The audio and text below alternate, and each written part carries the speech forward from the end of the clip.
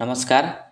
देखिए, आज के इस वीडियो में हम लोग इकोनॉमिक्स का एक महत्वपूर्ण टॉपिक है जिसका नाम है कृषि क्रांति। इसके बारे में हम लोग आज के इस वीडियो में पढ़ने वाले हैं, उसको समझने वाले हैं। इससे जो है पहले नॉर्मल प्रश्न पूछा जाता था किसी भी एग्जाम में, लेकिन आज के डेट में देखिएगा कि इससे जो है बहुत ही डीप प्रश्न पूछा जाता है। मतलब पूरे गहराई से इससे प्रश्न पूछा जाता है सभी एग्जामों में, क्योंकि आज के डेट में जो है कंपटीशन बहुत हाई है। इस वजह से नॉर्मल प्रश्न तो पूछा ही नहीं जाता। हाँ, भारी प्रश्न पूछा जाता है पूरे डीप में। तो हम लोग इस वीडियो में कृषि क्रांति को एकदम डीप में पढ़ने वाले हैं, उसको समझने वाले हैं, ताकि आपको एग्जाम में किसी प्रकार की दिक्कत ना हो। तो चलिए अब वीडियो को हम लोग शुरू करते हैं और कृषि क्रांति को समझते हैं। तो अब आइए हम कृषि क्रांति को समझते हैं। देखिए, आपको पता है कि हमारे देश जो है आदिकाल से ही कृषि पर निर्भर है। मतलब देश की अधिकांश जनसंख्या जो है वो कृषि पर निर्भर है। जितने भी कार्य किए जाते हैं वो सब कृषि से संबंधित होता है, कृषि के लिए ही किए जाते हैं भारत में कार्य। क्योंकि यहाँ की अधिकांश जनसंख्या यानी लगभग 50% से अधिक जो जनसंख्या है वो कृषि कार्य पर निर्भर है, कृषि करके ही अपना जीवन यापन करते हैं। तो ये हमारे लिए बहुत ज़रूरी हो जाता है कि कृषि क्षेत्र में हम जो है दिन पर दिन विकास करें, दिन पर दिन उमें उसमें जो है प्रगति करें। ये हमारे लिए आवश्यकता का विषय हो जाता है। तो उसी को देख रेख में हम लोग जो है समय समय पर उत्पादन बढ़ाने का प्रयास करते हैं फसलों का, ताकि जो है उत्पादन बढ़ता रहे। क्योंकि एक तरफ जनसंख्या भी बढ़ रहा है और दूसरी तरफ अगर उत्पादन न बढ़े तो भूखमरी की समस्या आ सकती है, चाहे बहुत तरह की समस्याएं जो है आ सकती है, देश का अर्थव्यवस्था भी गड़बड़ा सकता है। तो इसलिए हम कृषि क्षेत्र में समय समय पर आधुनिक तरीकों से विकास करने का प्रयास करते हैं, जिससे जो है उत्पादन बढ़े, उत्पादकता बढ़े, फसल का जो पैदावार हो वह अत्यधिक हो। उसी जब अत्यधिक होता है वही तो उसी को कृषि क्रांति के नाम से जाना जाता है। जैसे भारत में एक समय था कि गेहूं का उत्पादन अत्यधिक हुआ, तो उसको हम लोग जो है हरित क्रांति का नाम दिए। फिर जो है आगे चलकर देखा गया कि आलू का उत्पादन अधिक हुआ, क्योंकि आलू का नई नई किस्मों का बीज लेकर आए थे। उससे जो है आलू का उत्पादन बढ़ा, जिसको हम लोग गोल क्रांति के नाम से जाने। तो जब भी उत्पादन बढ़ता है तो उसी को क्रांति के नाम से जाना जाता है। फसल का उत्पादन जब बढ़ता है, और उसको हम अनेक नामों से जानते हैं, जैसे हरित क्रांति, पीली क्रांति, गोल क्रांति, नीली क्रांति, श्वेत क्रांति, ऐसे क्रांतियों के नाम से जाना जाता है। ठीक है। तो देखिए, जब कृषि क्षेत्र में नई तकनीकों, बेहतर कृषि पद्धति एवं उपकरणों को शामिल करने से उत्पादन एवं उत्पादकता बहुत अधिक बढ़ने लग जाए तो उसे कृषि क्रांति कहते हैं। जब कृषि क्षेत्र में हम लोग जो नई तकनीक, नया टेक्नोलॉजी का इस्तेमाल करते हैं जिससे उत्पादन बढ़ने लगता है, बेहतर कृषि पद्धति मतलब फसलों का जो है नई नई उन्नत किस्म के बीजों का इस्तेमाल करते हैं, जैसे आलू का हो गया या फिर टमाटर, गेहूं, धान, इनका उन्नत किस्म का बीज अगर इस्तेमाल करते हैं तो उससे पैदावार जो है बढ़ने लगता है। उसी को जो है कृषि क्रांति के नाम से जाना जाता है। और इनको जो है कृषि क्रांति को विभिन्न नामों से जाना जाता है, जैसे हरित क्रांति, श्वेत क्रांति हो गया, पीली क्रांति, गोल क्रांति, नीली क्रांति, इन सभी नामों से इनको जाना जाता है। अब आइए हम इनको जो है एक एक करके पढ़ते हैं, इनसे एग्जाम में कैसे प्रश्न पूछा जाता है उसी को हम लोग समझेंगे। तो अब आइए हम हरित क्रांति को समझते हैं, यानी ग्रीन रिवॉल्यूशन को। देखिए, सबसे पहले हम इसको ओवरऑल में समझ लेते हैं ताकि आपको अच्छे से समझ में आ जाए, फिर हम लोग इसको समझेंगे। देखिए, हरित क्रांति जो है वह गेहूं के उत्पादन से संबंधित है। सबसे पहला प्रश्न यही पूछा जाता है कि हरित क्रांति किससे संबंधित है, तो गेहूं के उत्पादन से संबंधित है। हमारे देश में जो है 1967-68 से पहले गेहूं का उत्पादन नहीं होता था, यानी बहुत कम होता था। मैक्सिको एक देश है, मैक्सिको में जो है वहाँ के वैज्ञानिक अधिक उपज देने वाले गेहूं की नई नई प्रजातियां विकसित किए थे मैक्सिको में। वहाँ से उन बीजों को लाया गया भारत में, और भारतीय वैज्ञानिक जो है अधिक उपज देने वाली नई नई प्रजातियां और विकसित की उन बीजों को मिलाकर। उससे क्या हुआ कि देश में गेहूं का उत्पादन जो है अत्यधिक बढ़ गया। आप सोच सकते हैं कि 1967-68 से पहले भारत में जो है प्रति वर्ष 120 लाख टन गेहूं का उत्पादन होता था। लेकिन जो मैक्सिको से बीज लाया गया और उसको जब बोया गया भारत में, तो उससे जो है प्रति वर्ष 170 लाख टन गेहूं का उत्पादन होने लगा, यानी 50 लाख टन गेहूं का उत्पादन बढ़ गया प्रति वर्ष। तो गेहूं का अत्यधिक उत्पादन बढ़ने के कारण उसको क्रांति कहा गया और उसका नाम रखा गया हरित क्रांति। उसी को हम लोग हरित क्रांति के नाम से जानते हैं। इसलिए कहा जाता है कि हरित क्रांति किससे संबंधित है, तो गेहूं के अत्यधिक उत्पादन से संबंधित है। ठीक है, और यही हरित क्रांति का देन है कि आज हम लोग जो है गेहूं पर आत्मनिर्भर है। हमें गेहूं जो है किसी दूसरे देश से मंगाने की आवश्यकता नहीं पड़ती है। जहाँ तक है कि हम लोग गेहूं किसी दूसरे देश को देते हैं, उसको पैसे पर हम लोग किसी दूसरे देश में गेहूं क्या करते हैं, भेजते हैं। वही कारण है कि आज हम लोग आत्मनिर्भर हो गए हैं गेहूं पर। ठीक है, भारत में हरित क्रांति की शुरुआत जो है 1967-68 में हुई थी। वेरी वेरी इंपॉर्टेंट पॉइंट है, ये आपको ध्यान रखना है। मेक्सिको द्वारा गेहूं की अधिक उत्पादकता किस्में विकसित की गई थी, जिसे भारत में लाया गया और वैज्ञानिकों द्वारा शोध कर नई नई गेहूं की प्रजातियां विकसित की गई, जिससे गेहूं का उत्पादन अत्यधिक बढ़ गया। उसे ही हरित क्रांति के नाम दिया गया। देखिए, मेक्सिको से लाया गया था उसको, और भारत में कृषि वैज्ञानिकों द्वारा उससे नई नई प्रजातियां विकसित किया गया ताकि उपज अधिक हो, और उपज अधिक भी हुआ। उसी को हरित क्रांति के नाम से जानते हैं। ठीक है, हरित क्रांति की संज्ञा अमेरिकी वैज्ञानिक डॉक्टर विलियम गार्ड ने दी थी। वेरी वेरी इंपॉर्टेंट है, यदि पूछा जाए कि हरित क्रांति की संज्ञा किसने दिया था, तो अमेरिकी वैज्ञानिक थे, कृषि वैज्ञानिक थे, डॉक्टर विलियम गार्ड, उन्होंने दिया था। हरित क्रांति का जनक डॉक्टर नॉर्मन बोरलॉग को माना जाता है। देखिए, अगर पूछा जाए कि पूरे विश्व में हरित क्रांति का जनक कौन है, तो डॉक्टर नॉर्मन बोरलॉग है, और यह जो है मेक्सिको के थे। इन्होंने ही मेक्सिको में गेहूं की नई प्रजातियां विकसित किया था, जिसको भारत में लाया गया था। इसलिए पूरे विश्व में पूछा जाए कि हरित क्रांति का जनक कौन है, तो डॉक्टर नॉर्मन बोरलॉग। ठीक है, भारत में हरित क्रांति का जनक डॉक्टर एम.एस. स्वामीनाथन को माना जाता है। जब मेक्सिको से बीज लाया गया तो उसमें नई नई शोध करके अधिक उपज देने वाली प्रजातियां विकसित किया गया था।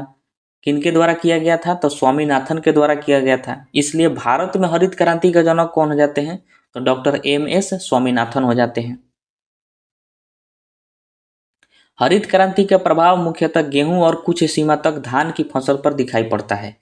मतलब सबसे अधिक उत्पादन जो है गेहूं का हुआ था, और कुछ हद तक धान का भी हुआ था। हरित क्रांति का प्रभाव संपूर्ण भारत पर नहीं हुआ था, बल्कि कुछ क्षेत्रों पर, जैसे कि पंजाब, हरियाणा, पश्चिमी उत्तर प्रदेश, इन्हीं सभी क्षेत्रों में जो है हरित क्रांति का प्रभाव देखने को मिला। और आज भी इन क्षेत्रों में गेहूं का उत्पादन अत्यधिक होता है, क्योंकि यहाँ पर जो है गेहूं के लिए वातावरण अनुकूल होता है, मौसम यहाँ पर समय समय पर ठीक रहता है गेहूं के हिसाब से, इसलिए उत्पादन यहाँ पर अत्यधिक होता है। हरित क्रांति की सफलता का मुख्य कारण अधिक उपज देने वाली किस्मों का प्रयोग था, क्योंकि गेहूं के अधिक उपज देने वाली प्रजातियां किस्में जो है बोई गई थी। उस वजह से गेहूं का उत्पादन अधिक बढ़ा, जिसको हरित क्रांति के नाम से जाना जाता है। पूछा हुआ है, इसको ध्यान में रखिएगा। गेहूं तथा मक्का अनुसंधान का अंतर्राष्ट्रीय संस्थान जो है मैक्सिको में स्थित है, और उसका मुख्यालय सीमिट है। यदि आपसे पूछा जाए कि गेहूं और मक्का अनुसंधान का अंतर्राष्ट्रीय संस्थान कहाँ पर स्थित है, तो मैक्सिको में है, मैक्सिको देश है, और इसका मुख्यालय सीमिट है, जो कि मैक्सिको का ही एक शहर है। ठीक है, तो ये सारे पॉइंट आपको ध्यान रखना है, इससे अधिक आपसे एग्जाम में नहीं पूछा जा सकता। तो अब आइए हम श्वेत क्रांति यानी व्हाइट रेवोल्यूशन को समझते हैं कि ये क्या है। देखिए, नाम से ही क्लियर है कि श्वेत क्रांति जो है यह दूध के उत्पादन से संबंधित है। दूध जो है उजला होता है, उजला को श्वेत कहते हैं, इसलिए इसको श्वेत क्रांति के नाम से जाना जाता है। यानी देश में किसी समय में दूध का उत्पादन अत्यधिक हुआ होगा, उसी को हम लोग श्वेत क्रांति के नाम से जानते हैं। श्वेत क्रांति की भारत में शुरुआत सघन पशु विकास कार्यक्रम के अंतर्गत 1964-65 में की गई थी, ताकि देश में दूध उत्पादकता को बढ़ाया जा सके। देखिए, भारत में जो है 1964-65 में एक कार्यक्रम चलाया गया, जिस कार्यक्रम का नाम रखा गया था सघन पशु विकास कार्यक्रम। इस कार्यक्रम के कारण जो है देश में दूध का उत्पादन अत्यधिक बढ़ गया 1964-65 में, और उत्पादन जब अत्यधिक बढ़ा तो उसी को श्वेत क्रांति यानी व्हाइट रेवोल्यूशन के नाम से जाना जाता है। ठीक है, तो वेरी वेरी इंपॉर्टेंट पॉइंट है, आपको ध्यान रखना है। पूछा जाएगा कि किस कार्यक्रम के द्वारा जो है श्वेत क्रांति की शुरुआत हुई थी, तो सघन पशु विकास कार्यक्रम के द्वारा 1964-65 में। ठीक है, इसकी गति और तेज करने के उद्देश्य से 1970 में ऑपरेशन फ्लड चलाया गया, जिसके सूत्रधार डॉक्टर वर्गीज कुरियन थे। देखिए, जो सघन पशु विकास कार्यक्रम था, इसको और तेज करने के लिए, इसकी गति तेज करने के लिए एक ऑपरेशन चलाया गया 1970 में। उस ऑपरेशन का नाम रखा गया ऑपरेशन फ्लड। ऑपरेशन फ्लड के द्वारा जो है ग्रामीण क्षेत्रों में जो किसान हैं, जो गाय भैंस पशु पालते थे, उनको जागरूक किया गया, उनको दूध का उचित दाम दिया गया, उनको शिक्षा दिया गया कि पशुओं को कैसे रखा जाए, पशुओं को किस प्रकार का चारा जो है उनको खिलाया जाए, कैसे उनको व्यवस्थित किया जाए ताकि दूध का उनका उत्पादन जो है बढ़े। मतलब ग्रामीण किसानों को इस माध्यम से इसको शिक्षित किया गया, ग्रामीण किसानों को उनको उचित दाम दिया गया ताकि दूध का उत्पादन जो है बढ़े। उसी को ऑपरेशन फ्लड कहा जाता है। क्वेश्चन पूछा जाता है कि ऑपरेशन फ्लड जो है वह किस क्रांति से संबंधित है, तो श्वेत क्रांति से संबंधित है। ठीक है, और इसके सूत्रधार कौन थे, तो डॉक्टर वर्गीज कुरियन थे। इसको ध्यान रखिएगा। ठीक है, ऑपरेशन फ्लड जो है ये एक बाइक नहीं हुआ, इसको 3 चरणों में चलाया गया था देश के अंदर। पहला चरण जो है 1970 से 1978 तक चला था, यानी 8 वर्षों तक। दूसरा चरण 1978 से 1985 तक चला, और तीसरा चरण जो है 1985 से 1995 तक चला। मैं आपको इसलिए बता रहा हूँ ताकि ये पूछा गया प्रश्न है कि ऑपरेशन फ्लड कितने चरणों में चला, और चरण का जो है टाइम आपको ध्यान में रखना है। ठीक है, इसके फलस्वरूप भारत जो है आज विश्व का सर्वाधिक दूध उत्पादक देश है। इसी श्वेत क्रांति का ही देन है कि हम लोग जो है दूध उत्पादन में आत्मनिर्भर हो गए हैं। यानी पूरे विश्व में अगर कहीं पर भी सबसे अधिक दूध उत्पादन होता होगा तो वह अपना देश भारत है। भारत में ही सबसे अधिक दूध का उत्पादन किया जाता है। तो ये ध्यान रखिएगा, डायरेक्टली पूछ लिया जाएगा। भारत जो है पूरे विश्व का 24% दूध का उत्पादन अकेला करता है पूरे विश्व में। ठीक है, पूरे विश्व में दूध उत्पादक में दूसरा स्थान अमेरिका का है, और पहला स्थान किसका है, तो भारत का है दूध उत्पादन करने में, और दूसरा है अमेरिका का।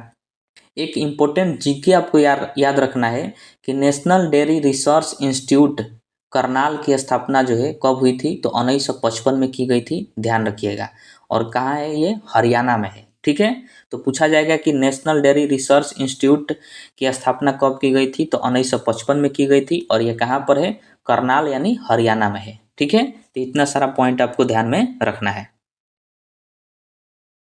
अब आइए हम समझते हैं पीली क्रांति यानी येलो रिवॉल्यूशन क्या है। देखिए, खाद्य तेलों तथा तिलहन फसलों के उत्पादन को बढ़ावा देने के लिए 1986-87 में शुरू की गई एक पहल थी। भारत में जो है 1986-87 में एक पहल शुरू किया गया ताकि जो तेल हैं, तेल का उत्पादन को बढ़ाया जा सके, क्योंकि जनसंख्या के हिसाब से उत्पादन भी बढ़ना आवश्यक है। पता नहीं, ऐसा नहीं हो सकता कि जनसंख्या बढ़ रहा है और तेल का उत्पादन दिन पर दिन घटता चला जाए, तो फिर पूरी जनसंख्या को तेल जो है नहीं मिल सकता है। इसलिए 1986-87 में एक पहल शुरू किया गया तिलहन को, खाद्य तेलों के उत्पादन को बढ़ाने के लिए, और उत्पादन भी बढ़ा। उसी को पीली क्रांति यानी येलो रिवॉल्यूशन के नाम से जाना जाता है। तिलहन उत्पादन में आत्मनिर्भर बनने के लिए 1986 में तिलहन प्रौद्योगिकी मिशन प्रारंभ किया गया था।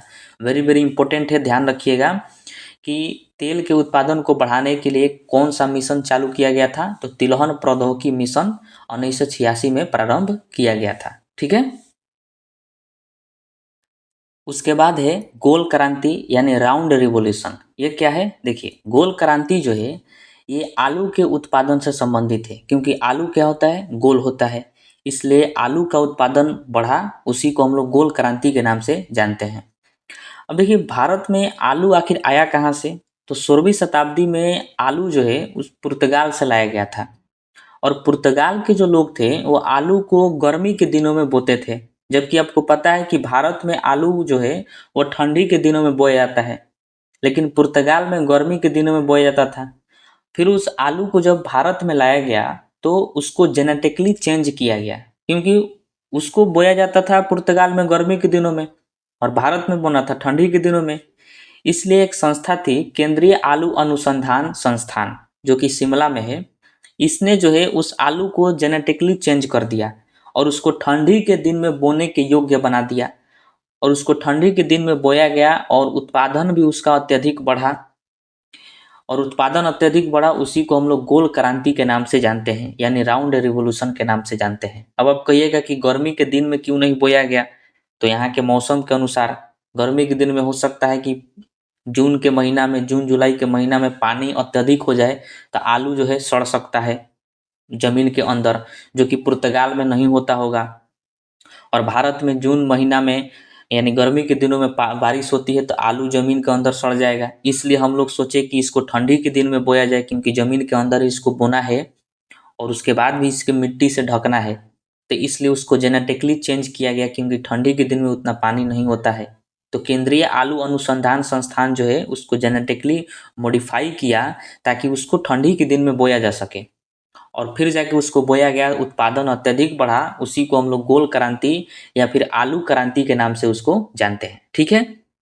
भारत में आलू जो है 16वीं सदी में पुर्तगाल से लाया गया, जहां यह ग्रीष्मकालीन फसल के रूप में उगाया जाता था, मतलब गर्मी के दिनों में, किंतु भारत में यह सर्दियों में उगाया जाता है। यह बदलाव जो है केंद्रीय आलू अनुसंधान संस्थान, जो कि शिमला में है, के प्रयासों के फलस्वरूप संभव हुआ, और इसकी स्थापना जो है 1949 में की गई थी। वेरी वेरी इंपॉर्टेंट है, ध्यान रखिएगा। ये केंद्रीय आलू अनुसंधान संस्थान की स्थापना कब हुआ था, तो 1949 में हुआ था। ठीक है। इस संस्था ने देश में आलू के नए नए किस्में विकसित किए, जिससे देश में आलू का उत्पादन बढ़ा, उसी को गोल क्रांति या फिर आलू क्रांति के नाम से जाना जाता है। आलू के उत्पादन में गति प्रदान करने के लिए 1971 में अखिल भारतीय समन्वित आलू सुधार परियोजना की शुरुआत की गई थी। आलू के उत्पादन को और तेज करने के लिए, ताकि और अधिक उत्पादन हो, उसको बढ़ाने के लिए 1971 में अखिल भारतीय समन्वित आलू सुधार परियोजना की शुरुआत किया गया था। इंपॉर्टेंट है, ध्यान रखिएगा। विश्व में सर्वाधिक आलू का उत्पादन चीन में होता है और दूसरा स्थान भारत का है। पूछा जाए कि पूरे विश्व में सबसे अधिक आलू का उत्पादन कहाँ पर होता है, तो चीन देश में होता है, और दूसरे स्थान पर कौन है, तो अपना देश भारत है। देश में सर्वाधिक आलू उत्पादक शीर्ष 3 राज्य क्रमशः उत्तर प्रदेश, पश्चिम बंगाल और बिहार। पूरे देश में इन्हीं तीनों राज्यों में जो है सबसे अधिक आलू का उत्पादन होता है, क्योंकि इन राज्यों में ठंडी के दिनों में बारिश नहीं होती है, मतलब मूसलाधार बारिश नहीं होती, झीसी पोई होती है थोड़ा बहुत, इसलिए आलू जो है सही से यहाँ पर उपजाया जा सकता है। अब ये हम समझते हैं नीली क्रांति यानी ब्लू रिवोल्यूशन क्या है। देखिए, नीली क्रांति जो है ये मछली के उत्पादन से संबंधित है, यानी मछली का उत्पादन जब बढ़ा होगा तो उसी को हम लोग नीली क्रांति के नाम से जानते हैं। देश में मत्स्य उत्पादन यानी मछली में वृद्धि के लिए चलाई गई विशेष योजना नीली क्रांति कहलाती है। अब ये इंपॉर्टेंट पॉइंट कुछ समझते हैं जो कि डायरेक्टली एग्जाम में पूछा जाता है। जैसे कि संसार में सर्वाधिक मछली उत्पादक देश कौन सा है, तो चीन है। सबसे अधिक पूरे विश्व में चीन जो है मछली का उत्पादन करता है, और भारत जो है विश्व का दूसरा सबसे बड़ा मछली उत्पादक देश है। दूसरे नंबर पर भारत आता है और पहले नंबर पर चीन आता है। भारत जो है दूसरा सबसे बड़ा एक्वाकल्चर राष्ट्र भी बन गया है। एक्वाकल्चर का मतलब होता है कि पानी में जितने तरह के जीव होते हैं, जैसे मछली, झींगा, शंख, पौधे हो गए, इन सब के उत्पादन को करना जो है एक्वाकल्चर कहलाता है। तो भारत एक्वाकल्चर में भी दूसरा राष्ट्र है और मछली उत्पादन में भी दूसरा राष्ट्र है, और दोनों में चीन पहला है। मछली उत्पादन पूरे विश्व में सबसे ज़्यादा चीन में होता है, और एक्वाकल्चर भी राष्ट्र सबसे पहला चीन है। ठीक है।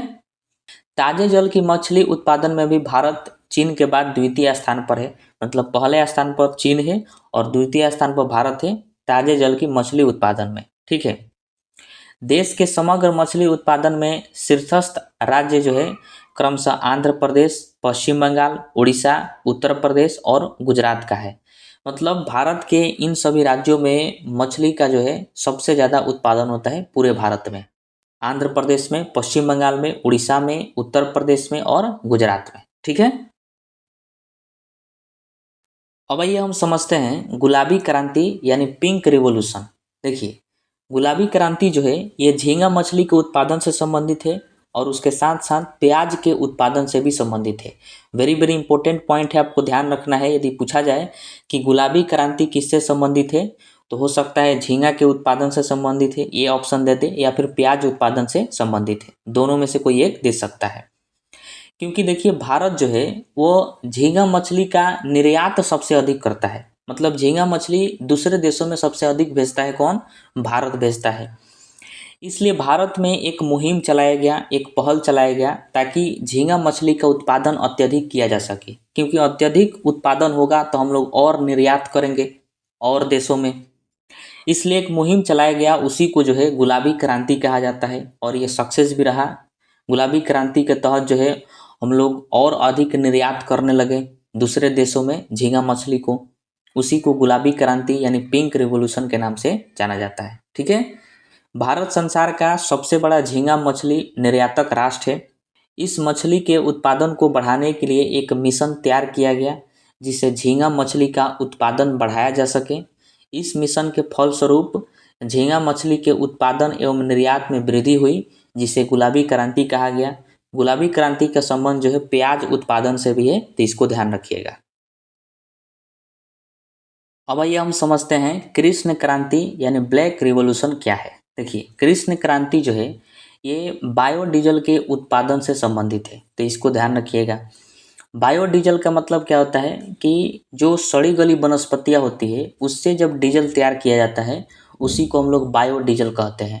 जितने भी घास फूस होते हैं, जीव जंतु सड़े गले होते हैं, पेड़ पौधे, उनको जो है सड़ा गला कर डीजल बनाया जाता है, एथेनॉल मेथेनॉल बनाया जाता है, उसी को बायोडीजल के नाम से जाना जाता है। क्योंकि हमारे देश में जो है पेट्रोलियम खनिज तेल नहीं है, हम लोग किसी दूसरे देश से मंगाते हैं, किसी दूसरे देश से आयात करते हैं, यानी हम लोग किसी दूसरे देश पर निर्भर हैं पेट्रोलियम खनिज तेलों के लिए। तो सरकार सोची कि हम लोगों को आत्मनिर्भर इस पर बनना पड़ेगा। तो हम लोग आत्मनिर्भर कैसे बन सकते हैं? क्योंकि हमारे देश में तो पेट्रोलियम खनिज तेल का खदानें नहीं है, तो हम लोग इस पर आत्मनिर्भर नहीं बन सकते हैं। इसलिए हम लोग बायोडीजल का प्रयोग कर सकते हैं। बायोडीजल मतलब कि जो सड़ी गली वनस्पतियाँ हैं, जीव जंतु है, उनसे जब डीजल तैयार किया जाता है उसको बायोडीजल कहते हैं। तो इसके उत्पादन को बढ़ाने के लिए कृष्ण क्रांति यानी ब्लैक रिवॉल्यूशन की शुरुआत किया गया। ठीक है। इसमें कहा गया कि जो हम लोग पेट्रोल यूज कर रहे हैं उसमें हम 10% जो है इथेनॉल का इस्तेमाल करेंगे, जो कि इथेनॉल जो है वनस्पतियों से तैयार किया गया है, तो उसमें हम लोग 10% पहले इस्तेमाल करेंगे। इस तरह हम लोग धीरे धीरे जो है इस पर रिसर्च करते करते आगे बढ़ेंगे और एक समय आएगा कि हम लोग पूरी तरह से पेट्रोलियम को, खनिज तेलों को नकार देंगे, उसको छोड़ देंगे और बायोडीजल पर हम लोग निर्भर हो जाएंगे। तो इस तरह से हम लोग आत्मनिर्भर धीरे धीरे बनेंगे। इसके लिए ही कृष्ण क्रांति की शुरुआत किया गया था। ठीक है। देखिए पेट्रोलियम खनिज तेल की दिशा में आत्मनिर्भरता की ओर बढ़ने के लिए कृष्ण क्रांति की शुरुआत हुई थी। इसके लिए इथेनॉल का उत्पादन बढ़ाकर पेट्रोल में इथेनॉल का निर्माण 10% तक बढ़ाने तथा बायोडीजल का उत्पादन करने की सरकार की योजना थी। कहा गया था कि इथेनॉल का उत्पादन हम लोग बढ़ाएंगे और पेट्रोल में हम लोग 10% इथेनॉल का मिश्रण मिलाएंगे और धीरे धीरे उसी पर हम लोग विकास करेंगे। ठीक है। इसी परिप्रेक्ष्य में पेट्रोलियम मंत्रालय ने वर्ष 2004 को बायो ट्रेंड के रूप में मनाया था।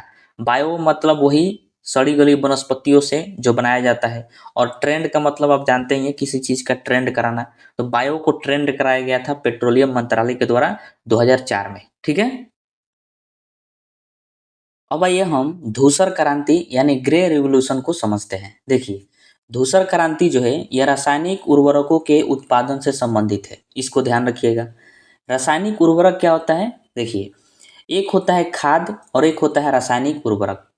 खाद जो है ये मवेशियों के अपशिष्ट पदार्थों से तैयार किया जाता है, जैसे गाय भैंस के गोबर से, बकरियों के गोबर से, या फिर जो वनस्पतियाँ घास फूस होता है वो सड़ गल जाता है तो उसको मिलाकर जो है खाद तैयार किया जाता है, जिसको खेतों में छीटा जाता है, जिससे पैदावार जो है बढ़ता है।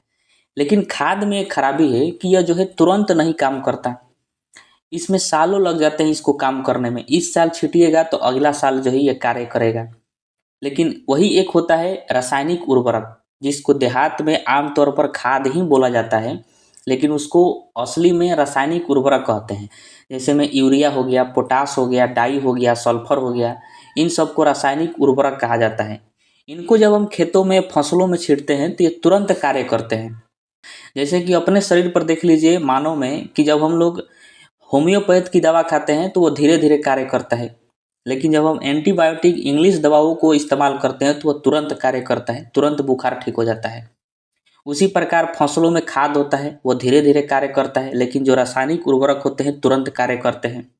जैसे मान लीजिए कि आपको पता लगा कि आपका धान जो है, धान का फसल पीला पड़ गया है, तो आप तुरंत जाते हैं और यूरिया ले आकर छींट देते हैं। उससे एक ही दिन में क्या होता है कि हरिहर हो जाता है पूरा धान। तो रासायनिक उर्वरक तुरंत फायदा करता है, इस वजह से, इसके वजह से जो है पैदावार अधिक होता है। तो सरकार सोची कि पैदावार अधिक करने के लिए रासायनिक उर्वरकों का इस्तेमाल करना जरूरी है। तो रासायनिक उर्वरकों के उत्पादन को और उपभोग को बढ़ाने के लिए 1964 में जो है बहुत अधिक प्रयास किए गए, सघन प्रयास किए गए। उसी को धूसर क्रांति के नाम से जाना जाता है। ठीक है, तो आपको ध्यान रखना है कि धूसर क्रांति जो है किससे संबंधित है, तो रासायनिक उर्वरकों के उत्पादन से और उपभोग से संबंधित है, जो कि 1964 में प्रारंभ किया गया था। ठीक है, रासायनिक उर्वरकों से फसल का उत्पादन अत्यधिक होता है, जबकि खाद जो छीटा जाता है मवेशियों के अपशिष्ट से, वह जल्दी नहीं सूनता है, साल 1.5 साल उसमें लग जाता है। ठीक है, उसके बाद है रजत क्रांति। देखिए, रजत क्रांति जो है ये अंडा के उत्पादन से संबंधित है, ताकि देश में अंडा का उत्पादन अत्यधिक किया जा सके, यानी इस क्षेत्र में हम लोग आत्मनिर्भर बन सके। इसके लिए एक क्रांति की शुरुआत की गई, जिसको रजत क्रांति के नाम से जाना जाता है। क्योंकि अंडा जो है वह ठंडी के दिनों में ज़्यादा इस्तेमाल किया जाता है, ताकि शरीर को गर्म रखा जा सके। इसके लिए एक क्रांति की शुरुआत हुई, उसी को रजत क्रांति कहते हैं। इसके लिए देखा गया है कि भारत में जो मुर्गियां हैं, वो एक मुर्गी प्रति वर्ष जो है 65 से 70 अंडा ही दे सकती है। लेकिन जो अमेरिका की उन्नत नस्ल की मुर्गियां हैं, वह एक वर्ष में एक मुर्गी 295 से अधिक अंडा दे सकती है। तो अमेरिका के ही उन्नत नस्ल की मुर्गियों को भारत में लाया गया और उसको पाला गया, और उससे जो है अंडा का उत्पादन अत्यधिक बढ़ा। उसी को रजत क्रांति के नाम से जाना जाता है। ठीक है, देश में अंडा उत्पादन एवं मुर्गियों के उत्पादकता में सुधार हेतु सघन प्रयास किए गए, जिसे रजत क्रांति कहते हैं। इसमें सुधार करने के लिए देश में 5 फर्म बनाए गए: बंगलुरु, मुंबई, भुवनेश्वर, दिल्ली एवं शिमला। और वहाँ यूएसए की उन्नत नस्ल की मुर्गियों को पाला गया। जो अमेरिका से उन्नत नस्ल की मुर्गियों को लाया गया था, वह देश में 5 फर्म बनाया गया था: बंगलुरु में, मुंबई में, भुवनेश्वर में, दिल्ली में और शिमला में। और इन 5 फर्म में अमेरिका की उन्नत नस्ल की मुर्गियों को पाला गया था, जिससे अंडा का उत्पादन अत्यधिक बढ़ा। उसी को रजत क्रांति के नाम से जाना जाता है। ठीक है, एक पूछा जाता है सुनहरी क्रांति यानी गोल्डन रिवॉल्यूशन। देखिए, सुनहरी क्रांति का संबंध जो है बागवानी उत्पाद में समग्र वृद्धि से है। मतलब बागवानी के उत्पादन में वृद्धि से है, विशेषकर सेब के उत्पादन में, कि सेब का उत्पादन अत्यधिक बढ़े। उसके लिए जो है सुनहरी क्रांति यानी गोल्डन रिवॉल्यूशन की शुरुआत किया गया था। ठीक है, उसके बाद है इंद्रधनुष क्रांति यानी rainbow revolution. Very very important है, ध्यान से देखिएगा। जुलाई 2000 ईस्वी में नई राष्ट्रीय कृषि नीति की घोषणा किया गया था। मतलब 2000 में नई राष्ट्रीय कृषि नीति बनाया गया था, और उसमें कहा गया था कि अब तक जितने भी कृषि क्रांतियाँ हुई है, जैसे कि हरित क्रांति, श्वेत क्रांति, पीली क्रांति, सुनहरी क्रांति, रजत क्रांति, इन सभी क्रांतियों को जो है एक साथ लेकर चलने का प्रयास किया गया था। मतलब इन सभी क्रांतियों को एक साथ लेकर चलने के लिए एक क्रांति का विकास किया गया, एक क्रांति चलाया गया। उसी को इंद्रधनुष क्रांति कहा जाता है, क्योंकि इंद्रधनुष में जो है 7 रंग होता है। तो सतरंगी विकास करने के लिए सभी क्रांतियों को, जो कृषि क्रांति हुए थे, उन सबको एक साथ लेकर चलने के लिए, सब पर एक साथ काम करने के लिए 2000 से, इसके लिए भी एक क्रांति बनाया गया। उसी को इंद्रधनुष क्रांति के नाम से जाना जाता है। ठीक है, जुलाई 2000 में नई राष्ट्रीय कृषि नीति की घोषणा की गई। नई कृषि नीति का वर्णन इंद्रधनुष क्रांति के रूप में किया गया है, जिसमें सभी प्रत्यक्ष या अप्रत्यक्ष रूप से देश में कृषि क्षेत्र में आई विभिन्न क्रांतियाँ यथा हरित क्रांति, श्वेत क्रांति, पीली क्रांति, नीली क्रांति, लाल, सुनहरी, गुलाबी, भूरी, धूसर, रजत एवं खाद्यान्न श्रृंखला क्रांति को एक साथ लेकर चलना होगा। इसी को जो है इंद्रधनुष यानी सतरंगी क्रांति कहा गया है। ठीक है, तो इसको ध्यान रखिएगा। देखिए, शुरू में ही आप पढ़े हरित क्रांति। तो अब जो है दूसरी हरित क्रांति की पहल किया गया है, मतलब दूसरी हरित क्रांति की शुरुआत किया गया है 2006 से। देखिए, कृषि उत्पादों को 2015 तक दुगुना करने का लक्ष्य था। जो कृषि उत्पाद है उनको 2015 तक जो है दुगुना करने का लक्ष्य बनाया गया था कि जितने भी कृषि उत्पाद है उनको दुगुना करना है। इसके लिए जो है 13 अप्रैल 2006 से उपयुक्त उद्देश्यों और दृष्टियों के साथ इस कार्यक्रम को शुरू किया गया। मतलब दूसरी हरित क्रांति की शुरुआत जो है 13 अप्रैल 2006 से किया गया। वेरी वेरी इंपॉर्टेंट है, आपको ध्यान रखना है। अगर पूछा जाए क्यों किया गया, तो इसका लक्ष्य था कि जो कृषि उत्पाद हैं उनको 2015 तक दुगुना कर देना है।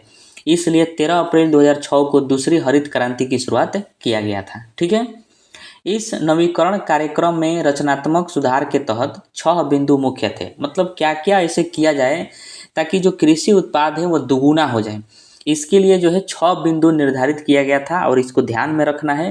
हो सकता है आपसे ऑब्जेक्टिव में जो इससे पूछा जा सकता है। जैसे पहला था कि मिट्टी के स्वास्थ्य में सुधार। मतलब मिट्टी के स्वास्थ्य को सुधार करना था, मिट्टी बढ़िया करना था ताकि फसल का उत्पादन अत्यधिक हो, तभी तो उत्पादन दुगुना हो सकता है।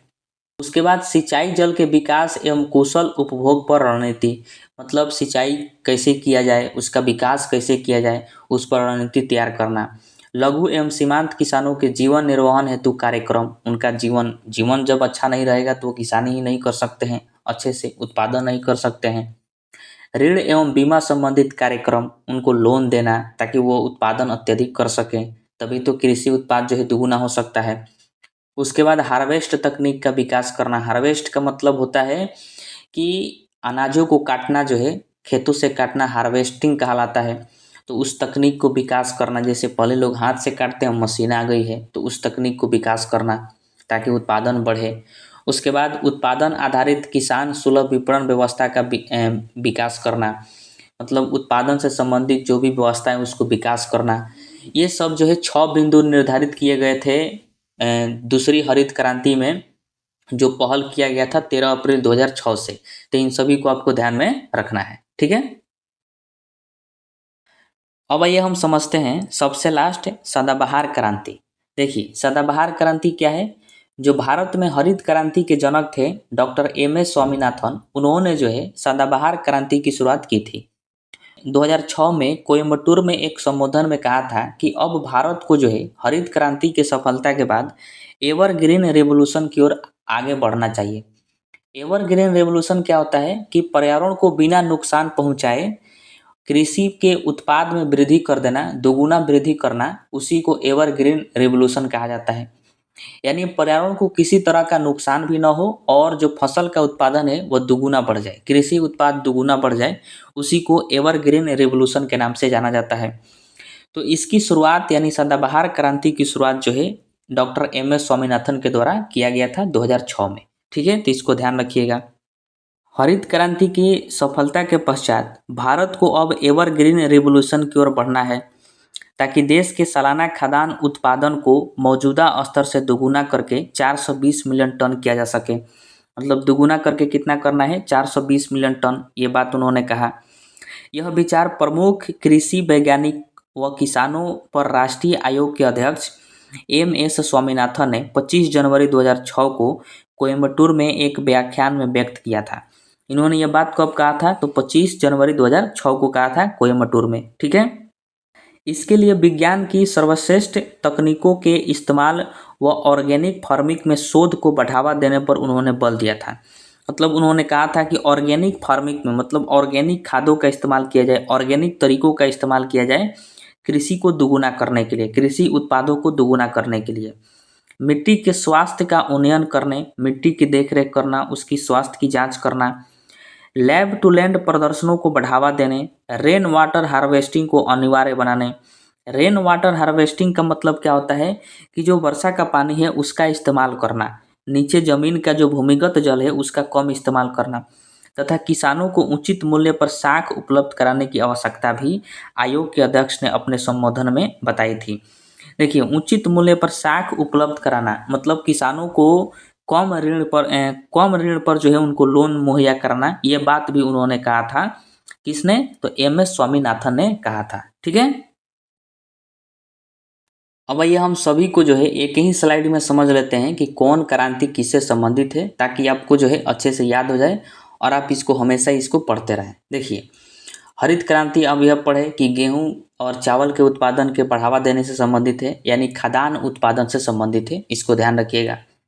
श्वेत क्रांति दूध उत्पादन से संबंधित है। नीली क्रांति मत्स्य उत्पादन यानी मछली के उत्पादन से संबंधित है। भूरी क्रांति उर्वरक उत्पादन से संबंधित है। रजत क्रांति जो है ये अंडा के उत्पादन से संबंधित है।